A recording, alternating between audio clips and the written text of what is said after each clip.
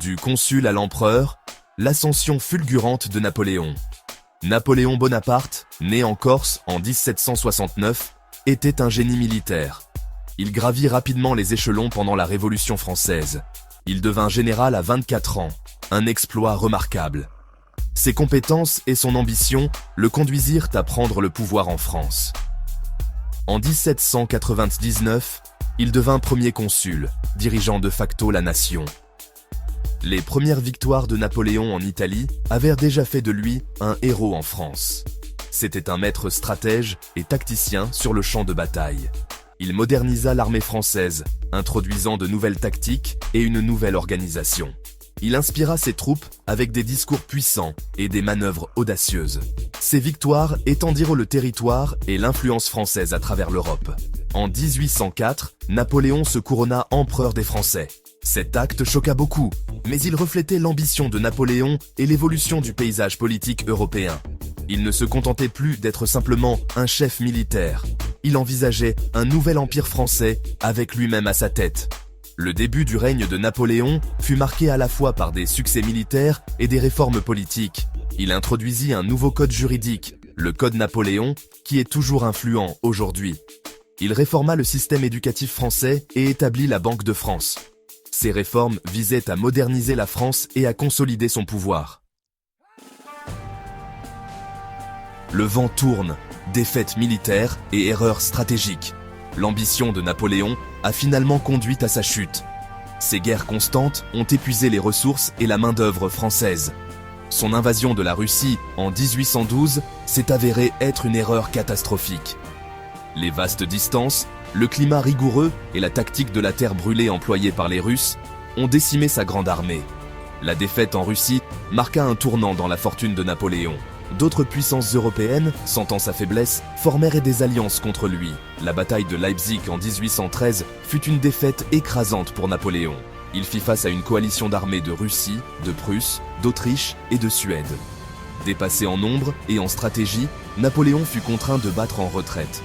Malgré ce revers, Napoléon refusa de se rendre.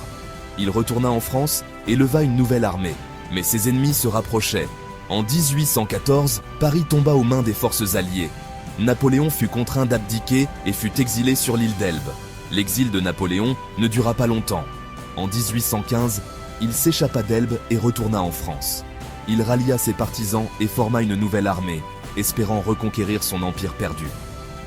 Ce retour fut accueilli par une réponse rapide des puissances européennes qui mobilisèrent leurs forces pour l'affronter. Un continent uni, la 6e coalition et l'effondrement d'un empire. Le dernier chapitre de la carrière militaire de Napoléon se déroula à la bataille de Waterloo en 1815.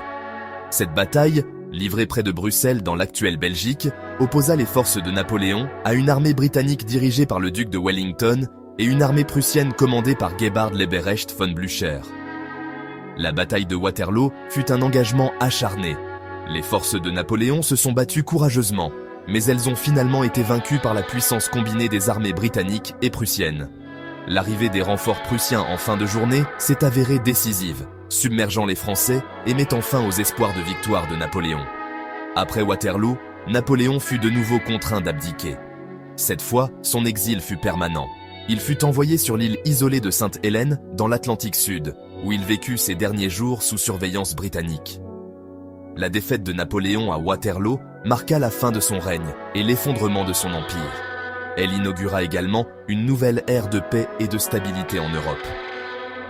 Le Congrès de Vienne, convoqué après la chute de Napoléon, redessina la carte de l'Europe et établit un équilibre des pouvoirs qui allait durer des décennies. Un héritage complexe, l'impact durable de Napoléon sur l'Europe. Napoléon Bonaparte mourut en exil à Sainte-Hélène en 1821. Sa mort marqua la fin d'une ère tumultueuse dans l'histoire européenne. L'héritage de Napoléon est complexe et à multiples facettes. Il était un brillant stratège militaire, un dictateur impitoyable et un réformateur qui a laissé une marque indélébile sur la France et l'Europe. Les conquêtes de Napoléon ont répandu les idées de la Révolution française à travers l'Europe, promouvant la liberté, l'égalité et la fraternité. Son code juridique, le Code Napoléon, est toujours à la base des systèmes juridiques de nombreux pays. Ses réformes militaires ont révolutionné la guerre, et son impact sur la stratégie militaire est encore étudié aujourd'hui. Cependant, l'ambition et la soif de pouvoir de Napoléon ont également entraîné d'immenses souffrances et des pertes de vie. Ces guerres ont ravagé l'Europe, laissant d'innombrables morts et des économies dévastées dans leur sillage. Son régime autoritaire a étouffé la dissidence et limité les libertés individuelles. Napoléon Bonaparte reste une figure controversée, à la fois vénérée et vilipendée. Il était un homme de contradiction, un esprit militaire brillant qui a apporté à la fois le progrès et la destruction. Son héritage continue d'être débattu par les historiens et son histoire continue de fasciner les gens du monde entier.